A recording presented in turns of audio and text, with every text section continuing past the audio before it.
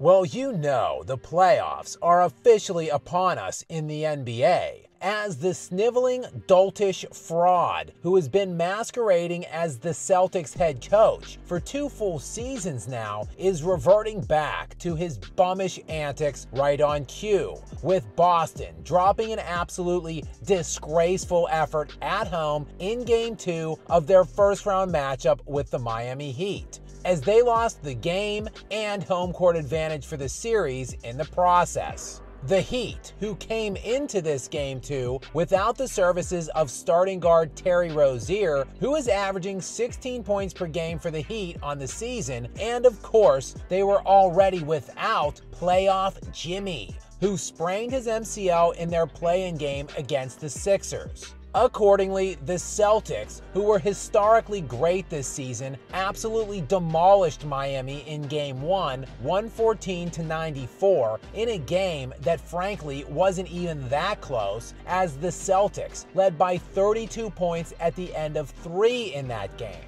And Boston came into tonight's Game 2 as a 14.5-point favorite in a playoff game. And it was for good reason, since the Celtics, despite literally shutting it down for the final month of the season, as they won the East by a whopping 14 games and still finished with one of the best single-season per-game differentials ever. The plus 11.34 net differential per game for the Celtics this season was the 5th best of all time, behind only the 1971-72 Lakers, the 1970-71 Bucks, the 95-96 Bulls, and the 2016-17 Golden State Warriors, otherwise known as 4 of the greatest single-season teams in NBA history, who did not merely win the NBA championships in those seasons, but destroyed the field, with none of them even being challenged on their title runs. The 71 Bucks team, led by Kareem Abdul-Jabbar and Oscar Robertson.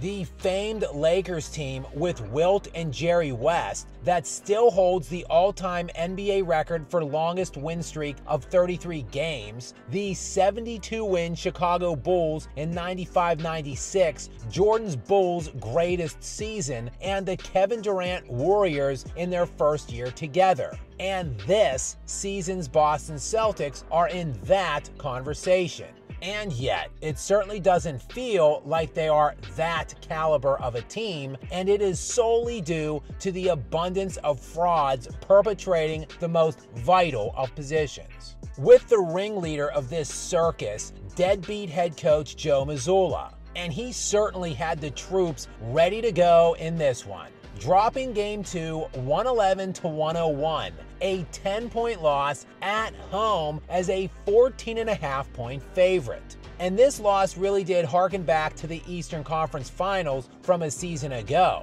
when the Celtics got blown out by 21 points as a 7.5-point favorite against an 8 seed. But not just any 8 seed, the same 8 seed they are currently playing right now. Only that team had Jimmy Butler, while this Celtics team allegedly got better in the offseason, adding an All-NBA first-team defender in Drew Holiday and the unicorn Kristaps Porzingis. It all came together to produce the aforementioned historical regular season. But just like Cinderella's coach turning back into a pumpkin at midnight, this team looks to be reverting back to the bums and choke artists we kind of knew they were all along. And joining Mazzulla for the ride tonight, predictably, was Jason Tatum, who, speaking of that Eastern Conference Finals shellacking in Game 7 last season, where Tatum had 14 points in 41 minutes on 5 of 13 from the field,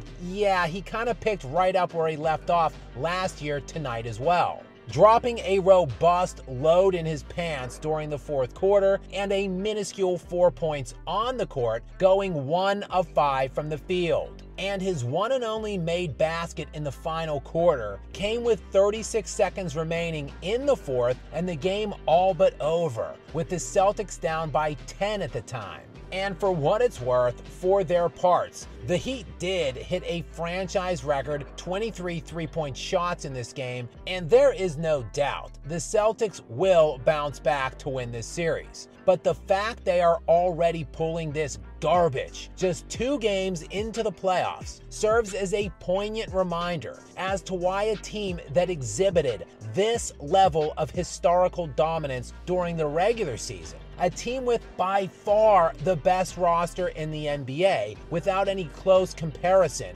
is not considered an overwhelming favorite. And in fact, it would not surprise anyone in the least if they were to fall to a team with an actual competent head coach and a legitimate, true star player.